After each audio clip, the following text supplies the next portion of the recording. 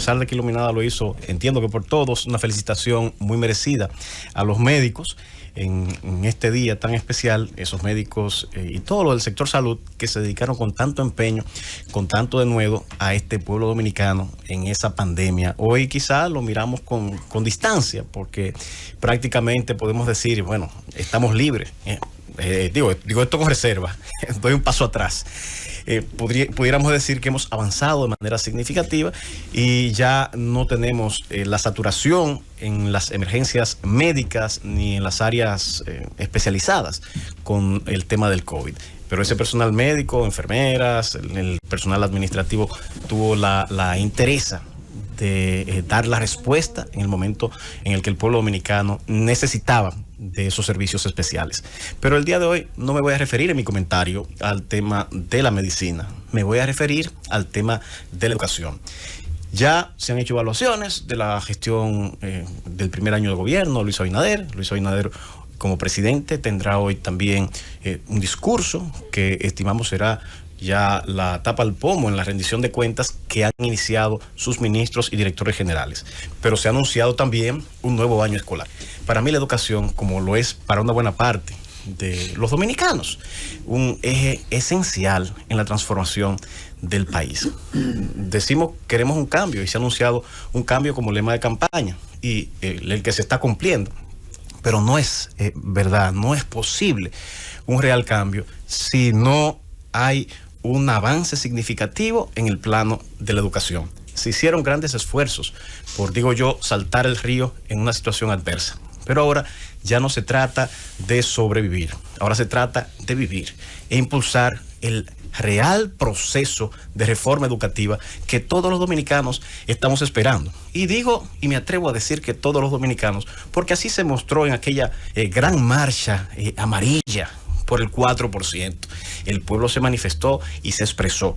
Y ese 4% no es un simple número. Lo que se quería con ese 4% es una educación de más calidad, de más alcance. No solamente concentrarse como se ha concentrado la inversión del presupuesto en cemento y varilla, que también es importante. En la República Dominicana hay y había un gran déficit de escuelas, pero ese 4% que reclamaba el pueblo y que logró alcanzar a consecuencia de la conciencia que tuvo y que alcanzó y que lideró una gran cantidad de comunicadores, empresarios, la sociedad civil en sentido general y hasta algunos sectores de avanzada de los partidos políticos. Se logró ese 4%.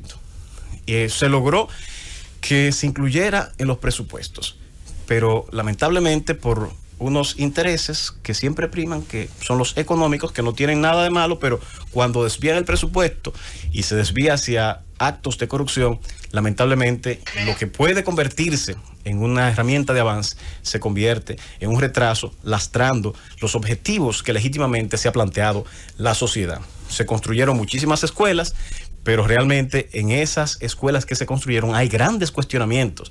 ¿Dónde se invirtió todo ese dinero? Muchas veces se compraban solares en lugares inhóspitos, en lugares inapropiados, pero era el que convenía a los intereses de los que tenían la gestión en ese momento. Pero se construyeron en escuelas y ya eso es un tema de la justicia, el que investigue y que se saquen las conclusiones que correspondan con esas desviaciones que eventualmente pudo haber con esos recursos destinados a la construcción de planteles escolares. Ahora tenemos el reto de invertir en lo que realmente esperamos, que es en los recursos humanos que forman a nuestros hijos. Es el momento de invertir también en nuestros hijos. Necesitamos tener una educación de mucho más calidad. Ya tenemos aulas, hay que seguir construyendo aulas. Ahora esas aulas hay que dotarlas de las herramientas adecuadas. Hay que formar a esos maestros mucho mejor. Hay que continuar con ese proceso de selección para buscar los mejores maestros a los que aspira la sociedad dominicana. Pero también hay que seguir mejorando las condiciones de vida de ese maestro para que los estudiantes se inclinen cada vez más a estudiar esta carrera que es tan noble como es la carrera del magisterio. Este 4% entiendo que ahora toca doblar e inclinarlo hacia el eje central, el eje fundamental del proceso de enseñanza-aprendizaje, que es el maestro. Y ahí reitero, número uno, seguir reforzando el proceso de selección.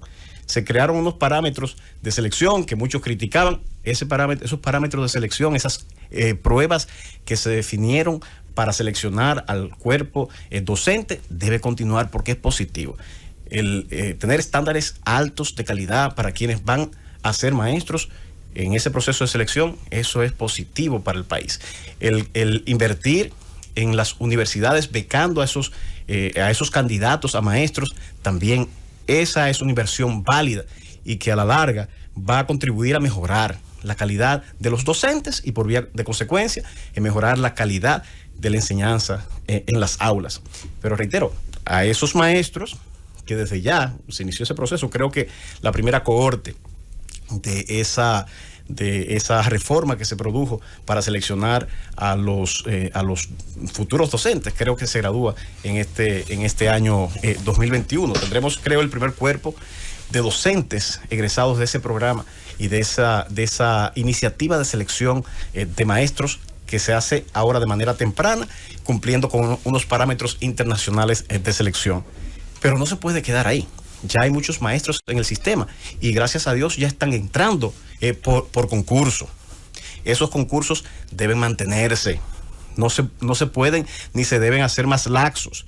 Ahí a veces hago una crítica a la ADP, que muchas veces ha tenido algunas gestas positivas a favor de los maestros.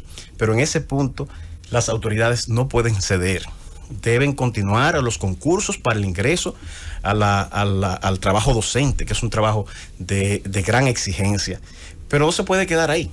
Ya esos parámetros se han establecido, hay que mantenerlos para la selección de aquellos que van a ingresar a las universidades como profesores. Luego, el otro filtro que se ha creado es el filtro para ingresar a las escuelas como profesor. Hay que mantenerlo y hacerlo cada vez más exigente. Ahora, el siguiente filtro, y es un filtro que aún no funciona con eficiencia, es mantener una continua evaluación en nuestras escuelas. Y esa evaluación debe ir desde el simple personal que sirve de conserjería, seguir ascendiendo al personal administrativo, al personal docente. No puede darse por sentado que un profesor, porque gane un concurso, ya se debe quedar en el sistema. El proceso de evaluación debe ser continuo y tener consecuencias. Si un maestro no cumple, a pesar de haber ganado un concurso, y debe ser excluido del sistema educativo porque no se mantiene actualizado, porque no cumple con los objetivos de enseñanza trazados en cada año para con sus estudiantes, si hay que extirparlo del sistema, hay que sacarlo. Porque el daño que puede causar un mal maestro en sus estudiantes, se puede convertirse en un daño irreparable. Y si queremos calidad, la única forma de lograr esa calidad es teniendo calidad docente. Entiendo que también debe tomarse en consideración generar un sistema de certificación de las escuelas. Fíjense que se estaba realizando un ranking